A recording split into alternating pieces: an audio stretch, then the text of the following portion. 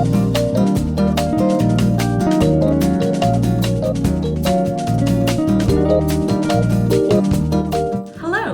and welcome to the Global Gourmet Girl. I'm Arisa Sullivan, and today we are going to make ground turkey shepherd's pie.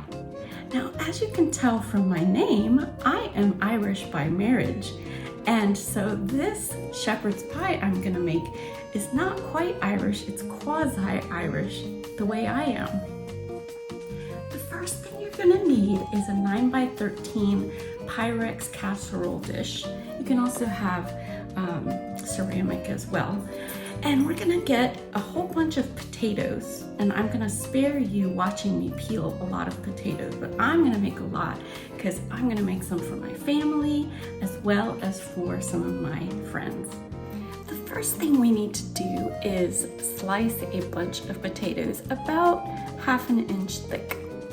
So I'm just gonna take these potatoes that I have already sliced, and we're gonna cut about this thickness. I'll show you on camera, something like that. You don't have to be perfect about it. And we're gonna do all of our potatoes that way. Now, when we lived in Princeton, New Jersey, there was this fabulous restaurant called Alchemist and Barrister, and they have been voted for best shepherd's pie in the country, and it was really tasty, and my husband absolutely loved it. I don't know if it's genetics or what, but I decided to make a healthy version with turkey because he's not allowed to eat red meat. Next, we're gonna take an onion or a shallot like I have here because I ran out of onions. You can use either one. And we're gonna dice it, and we're gonna get ready to saute the ground turkey with the onion to get the base of our shepherd's pie ready. I like to put thyme in my shepherd's pie, and if you've never done it before, you take some fresh thyme and you pull in the opposite direction of how the leaves grow. So I'm just gonna pull and see how it just totally takes the leaves right off. That's how you do fresh thyme. Now, if you don't have fresh thyme, you're welcome to use powdered thyme, or dried thyme, I should say. I've done that before myself, but fresh thyme adds an extra lovely flavor to it. You are also going to get yourself a bag of peas and carrots, or you can also use this nice mixed vegetable frozen bag, depending on what you like. My son doesn't really like corn in there, so I am going to use peas and carrots, but personally, I like this because I love corn. And you're gonna microwave that, or you can boil it according to the directions and just get it ready to go into your shepherd's pie. I've got my peas and carrots all ready here. I actually could only find frozen peas, so I diced my own carrots and boiled them and boiled the peas, and now they're ready to go. And I also went ahead and chopped the thyme that we had earlier, just so that I'd have smaller pieces that I could put into the shepherd's pie. And here you see the shallots. I'm gonna check on these potatoes. I'm gonna show you how I know that they are done. I like to poke them with a fork, and if they start to kind of crumble apart, then I know they are done. And then we can just set those potatoes aside for a little bit while we fry up our ground turkey meat. So I have turned off the heat and just put the potatoes aside for a little while in the water, and I am heating up a large skillet, and I'm gonna add about 2 tablespoons of olive oil to that. And I am going to do twice the amount that I normally do. So I have 2 packages of ground turkey here.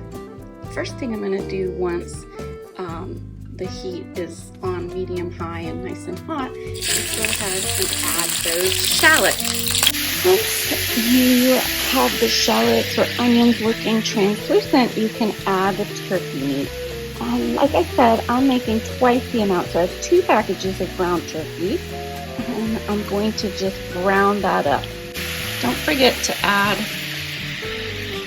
the lovely fresh thyme to the pan. I'm also adding in my salt and my pepper. I have drained my potatoes and put the butter into the pot that they were in. And now I'm just gonna add the potatoes back in and also pour in about a cup of half and half. And because we have just moved and I cannot find my potato masher, I'm gonna use this pastry blender and it's gonna work just as well. I'm gonna mash the butter and the half and half, salt and pepper, and the potato till it's all nice and incorporated.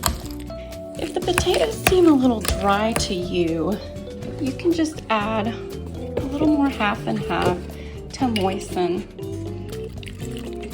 And just make sure you don't add too much because then it'll get liquidy. But you do want it to be nice and creamy and smooth and delicious looking. So about like that. Now if you like your mashed potatoes just kind of plain with butter and milk or half and half, that's fine. If you like yours a little tangy, then I'm gonna teach you a little trick. You're gonna add a little bit of sour cream to your mashed potatoes. And that's what I'm gonna do, about a half a cup of sour cream. Then you're gonna go ahead and incorporate that sour cream into your lovely fluffy mashed potatoes. So I have pre-greased this Pyrex casserole dish and I've layered the bottom with the meat mixture, and it's really easy. You just take some of this pea and carrot mixture and you sprinkle it all over just so it covers the meat. Then on top of that, you take the potato mixture and you glop that on top enough that you can spread that out so that it covers the top of the pea. And now you're just gonna sprinkle some sharp cheddar cheese onto the top. You're gonna stick it in the oven.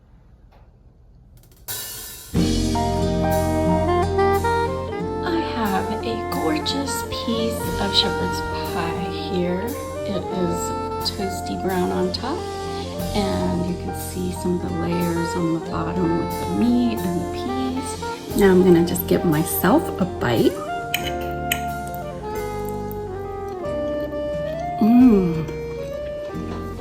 So comforting and sunshiny. It'll just warm up your day.